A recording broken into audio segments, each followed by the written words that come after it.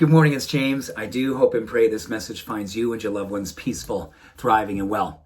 So this morning's message is a calling for every single one of us to open ourselves up and to really internalize what this information is for all of us in a very personal way in which it affects us.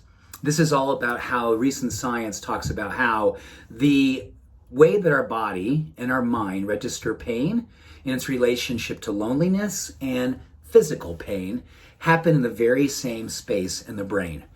Isn't that interesting? We know that when we're experiencing physical pain, it happens in a part of the brain that also occupies when we're experiencing loneliness and deep despair emotionally, right in the same place. And when you look at the research today on the epidemic of loneliness, how loneliness shortens our life, and on the way to shortening our life, there is a lot of pain, there's a lot of darkness, there's a lot of it's just so hard, right? I think all of us have experienced loneliness. All of us probably know someone that we're wondering about, worrying about. And then all of us have certainly experienced physical pain. We've had a fall, we've broken a bone, maybe we're experiencing chronic physical pain today. And to me, when I hear that information, I think about two things that I want to do. Number one, I want to just humble myself and realize that the wisdom of the mind and the body is just it's so incredible, isn't it? Right?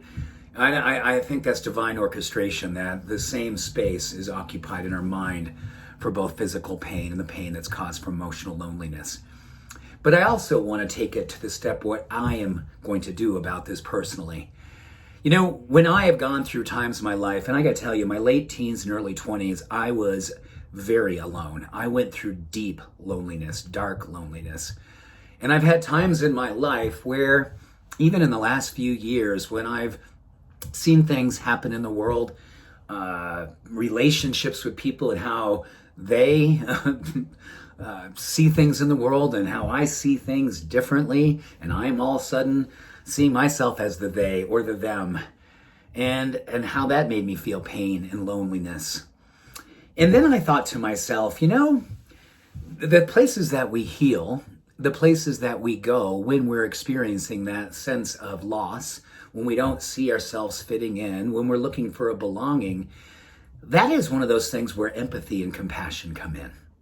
When we're going through physical pain, studies show that empathy and compassion that we give to ourselves helps to lower systemic inflammation, the markers that actually show us in our blood work when we're inflamed. When we give ourselves self-compassion, a practice like the loving kindness meditation, when we're doing prayer work, when we're doing any kind of healing spiritual work that helps us to fortify our self-acceptance, inflammation goes down. Interesting enough, those same centers that register when we're feeling alone or we're going through loneliness and darkness, self-acceptance and self-compassion and vulnerability work also help with that. But beyond that, I think our jobs with a capital J, our divine opportunity with a capital D, is to go out of our way. When we spot it, when we're sensing it, when we're feeling it, when we're just wondering whether or not it's happening to someone that we know, we literally have an opportunity to make good on that good intention. Don't you just believe like the universe drops that into us and says, hey, you've been thinking about so-and-so and you've been wondering how they're doing and you're feeling like they may be lonely. And rather than texting them, which isn't necessarily a bad thing, it's going to see them if it's, you know, every time I say that, I always go, I'm going to qualify that, you know, mindfully.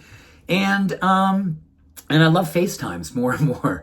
It's sort of it's like taking the phone call or the text to the message where you can actually look at someone and see them, and they can see you, and they can see your care, they can see your love, they can see your compassion.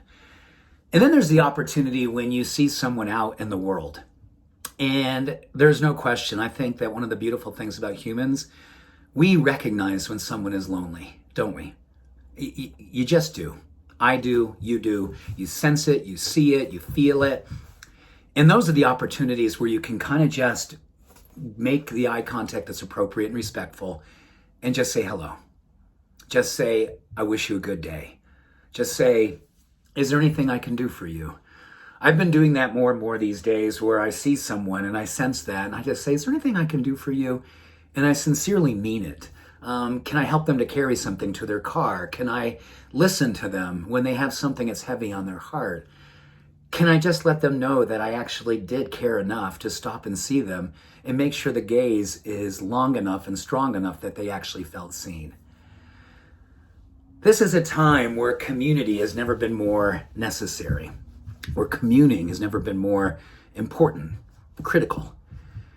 Centers of pain, loneliness, physical, all of them registering in a place where, with self-compassion and compassion, with vulnerability and acceptance and inclusion, we can do healing work.